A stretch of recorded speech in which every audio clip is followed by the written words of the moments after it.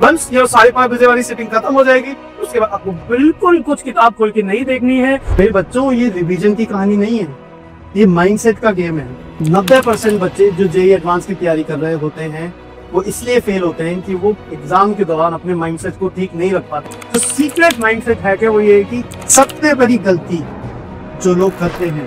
Hello बच्चों, मुझे पता है आप बहुत स्ट्रेस्ड आउट हो कि लास्ट दिन जेईई एडवांस से पहले क्या करें।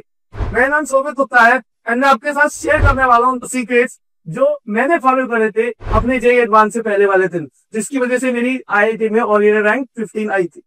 इनफैक्ट इस वीडियो के आखिर में मैं एक सीक्रेट माइंडसेट हैक शेयर करूंगा और ऑल्सो मैं सबसे बड़ी मिस्टेक जो मेरे दोस्तों ने करी थी जिनका आईआईटी में सिलेक्शन नहीं हो पाया था उसके बारे में बात करूंगा। तो अगर आप उसे देखना चाहते हो then stay tuned till the last.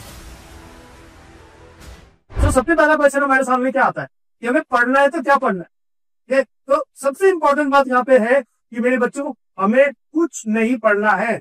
It is important that you understand that हमारे को कुछ भी नहीं पढ़ना है। जनरली बच्चों को लगता है लास्ट दिन ये कर ले, हम वो कर ले, हम सब कुछ कर लेंगे, इतने क्वेश्चन प्रैक्टिस कर ले, कुछ वीडियो देख ले, कुछ कर ले कि लास्ट दिन में कुछ हम स्पेशल कर लेंगे। बट ये सब फ्रॉड है। तो कुछ पढ़ाई नहीं करनी है, आप सिर्फ और सिर्फ इस बात पे फोकस करना है कि आपकी माइंड और आपकी बॉडी को रेस्ट मिले। You have to prepare yourself with one of the amazing days of your life.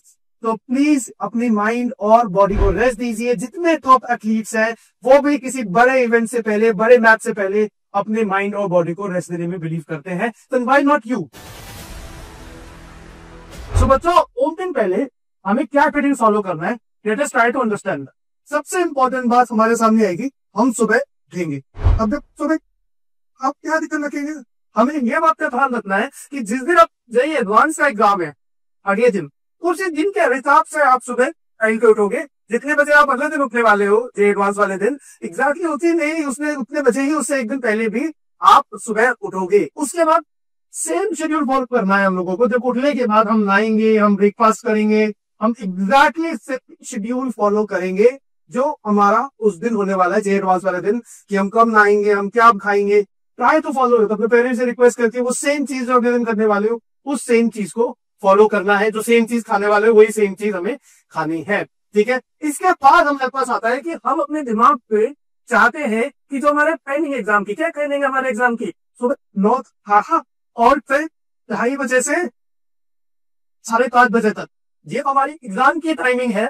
इस एग्जाम की टाइमिंग वाले दिमाग को एक्टिव रखना चाहते हैं। दिमाग को एक्टिव रखने के लिए हम क्या करेंगे, दिमाग एक्टिव रखने के लिए हम लोग उस समय फॉर्मूलाज को रिवाइज करेंगे। मैंने कहा भी कि हम कोई भी पढ़ाई नहीं करेंगे, बट हम सारे जनरल फॉर्मूला जो भी हमने लिखे थे आगे तो 6 घंटे हैं एक दिन पहले, this is the last revision जो हम फॉर्मुलेज का करेंगे। और हम सारे फॉर्मुलेज लिख के देख सकते हैं जो हमारे को भूल रहे हैं या कुछ भी कर सकते हैं, बट इन फॉर्मूलाज को ही सिर्फ रिवाइज करना है। प्लीज इसी कॉन्सेप्ट पे पढ़ने मत बैठ जाना, आपके दिमाग में वो कॉन्सेप्ट बहुत पावर कर देगा और कॉन्शियस मेमोरी में घुस जाएगा, वो आपके लिए बहुत नुकसानदायक हो सकता है। अब वंस ये 5:30 बजे वाली सिटिंग खत्म हो जाएगी, उसके बाद आपको बिल्कुल कुछ किताब खोल के नहीं देखनी है। और आप उसके बाद क्या करोगे, सबसे पहले आप कुछ लाइट एक्सरसाइज के लिए बाहर जाओगे, ठीक है। कुछ लाइट एक्सरसाइज के लिए बाहर जाओगे जिसमें आप बाहर जा सकते हो, घर से बाहर जॉगिंग कर सकते हो या कुछ कर सकते हो। कोई स्पोर्ट्स प्लीज मत खेलना। मतलब ऐसा होता है कि एक दिन पहले बच्चे को किसी लेवल पे इंजरी हो जाती है तो स्प्रिंग रह जाता है, वो हम नहीं करना चाहते हैं। Light jog, best walk, whatever, इतनी गर्मी अपने आप पसीना निकल जाएगा। मेन टू पसीना निकालना है। इससे स्ट्रेस लेवल अगर हमारी बॉडी में कुछ डेवलप हो रहा होगा जो हमें नहीं समझ आ रहा होगा वो ऑटोमेटिकली खत्म हो जाएगा। उसके बाद जब आप घर पहुंचोगे there you will have dinner. और डिनर करते समय आपको इन बात का ध्यान रखना है कि आप कुछ लाइट खाएं, कम नहीं खाना है। और तो बच्चे कहते हैं हम तो एक ही रोटी खाएंगे, नहीं ऐसे नहीं है, लाइट खाना है कुछ, ताकि आपकी बॉडी को बहुत ज्यादा ऑक्सीजन फूड को डाइजेस्ट करने में ना जाए, वो आपकी बॉडी रिलैक्स रहे और आपकी बॉडी के अंदर सारे सेल्स प्रॉपरली काम कर रहे हो। एग्जाम वाले दिन कुछ लाइट खाना है, अच्छे से खाना है, लाइट खाना है कुछ। तो डिनर एक बार जब आपका हो जाएगा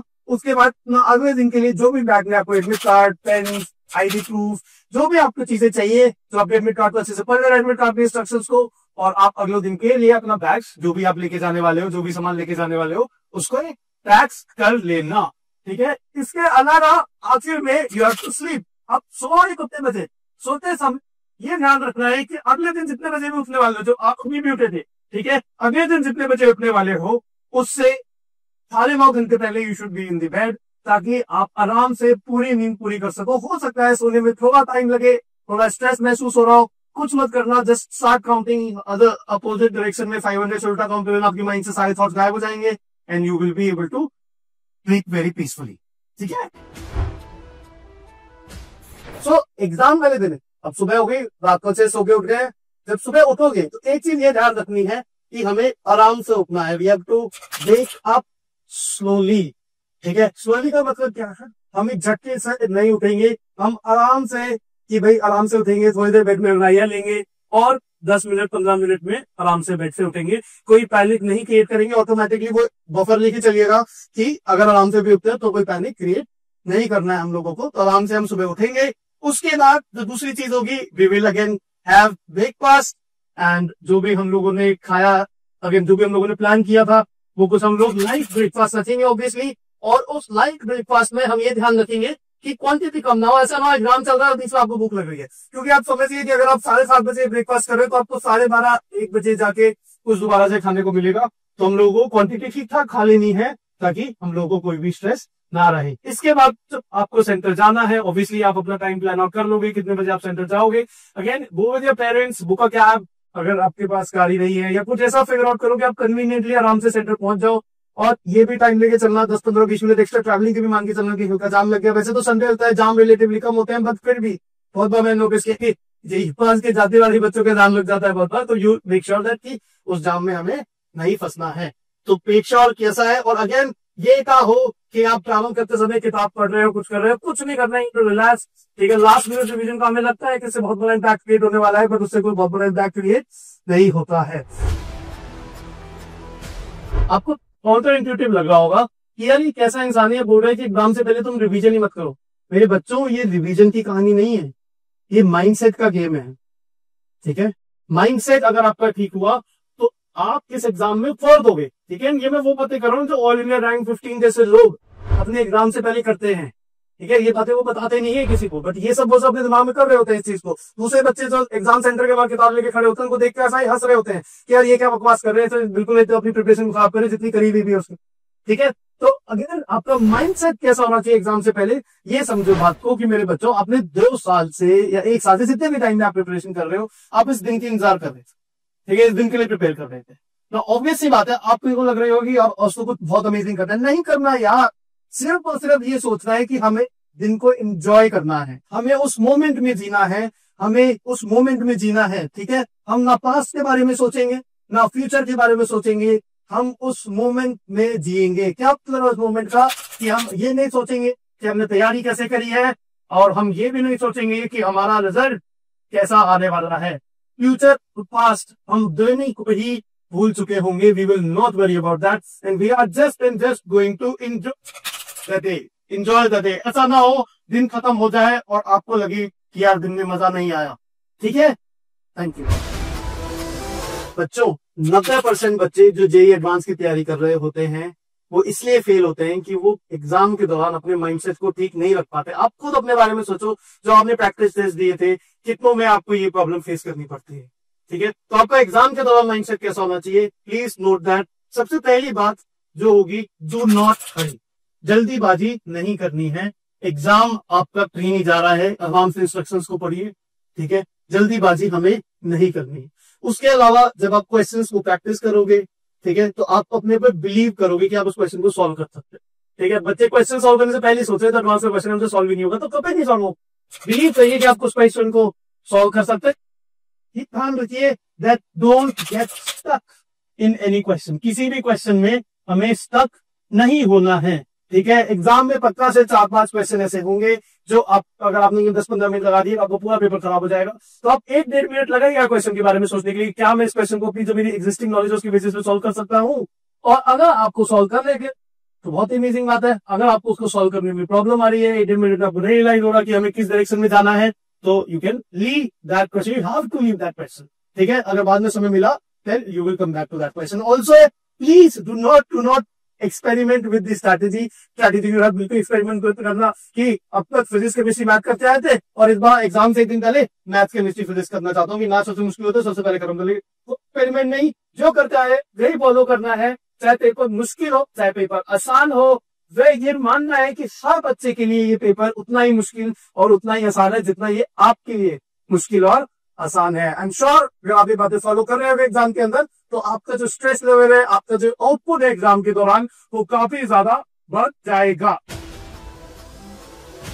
तो बच्चों, जैसे मैंने स्टार्टिंग में प्रॉमिस किया था, जो सीक्रेट माइंडसेट है कि वो ये है कि कुछ भी हो, this is guaranteed that you will feel stressed out during the exam. उस स्ट्रेस को दूर करने का एक बहुत सिंपल तरीका है, close your eyes during the exam. जब स्टार्ट हो रहा है एग्जाम, उससे पहले अपनी आंख बंद करके जितने चैप्टर्स आपने पढ़े हैं फिजिक्स के, आपने काइनेमैटिक्स पढ़ा, 1D मोशन, 2D मोशन, उसकी सब थर्ड सेक्शन में मत जाना।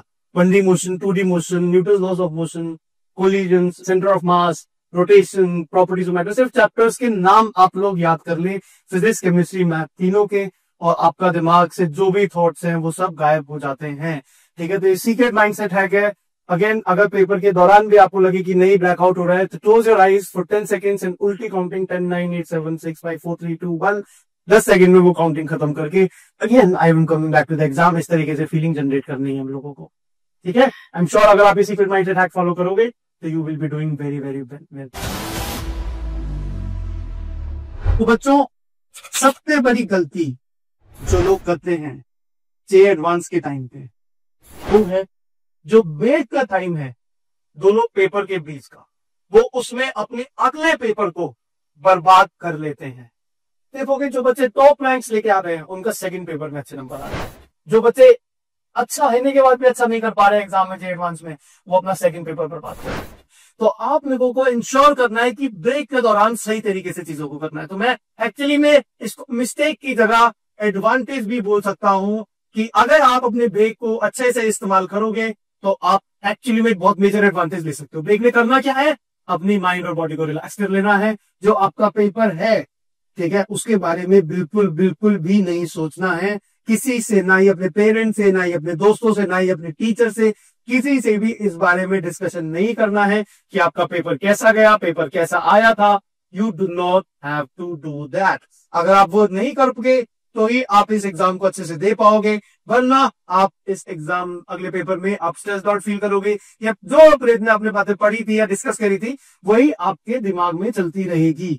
अगर आपको लगता है कि भाई घंटे बहुत लंबा समय है, ठीक है, तो अगर आप प्लीज, अगर आपको घर पास है तो अपने घर पे चले जाइए, नहीं तो सेंटर के पास ही कोई पार्क वगैरह देख लीजिए या गाड़ी में बैठ जाइए, आराम से रिलैक्स कीजिए। अगर आपको लगता है ढाई घंटे बहुत लंबा समय है तो आप ये कर सकते हो कि आप अपना कुछ फॉर्मूले वगैरह छोटे मोटे कुछ रिवाइज करने की कोशिश कर सकते हो। वो भी कोशिश कीजिएगा कि तीनों सब्जेक्ट के ही आप करो, ताकि माइंड में एक पर्टिकुलर चीज बहुत ज्यादा ना चलने लगे। प्लीज अंडरस्टैंड दिस कि अगेन एक ही दिन है हमारे पास, अगर हमने से एक दिन को अच्छे से जी लिया तो हमारी जो परफॉर्मेंस है जे एडवांस के पेपर में बहुत ही अमेजिंग तरीके से हो जाएगी। और आपको एक्चुअली वो ये सब बातें मैं बता रहा हूँ जिसने खुद ये सब बातें फॉलो करी थी, and I got a result which was actually unexpected for me and my family, that we did not really expect that level of the result. इसके बाद मैं एक नेक्स्ट वीडियो बनाने वाला हूँ आप लोगों के लिए, जिसमें मैं के बाद जो नेक्स्ट बेस्ट कॉलेज होते हैं उनमें कंफर्म सीट कैसे आप पा सकते हो, उसके लिए अगर आप उस वीडियो को देखना चाहते हो तो इस चैनल को जरूर सब्सक्राइब करना, ताकि आपको वीडियो का नोटिफिकेशन मिल सके। इसके बाद एक सेम बात रिपीट करूंगा कि आपको दिन को एंजॉय करना, पक्का से ये मान के जाना है that I am going to enjoy the day. All the best बच्चों,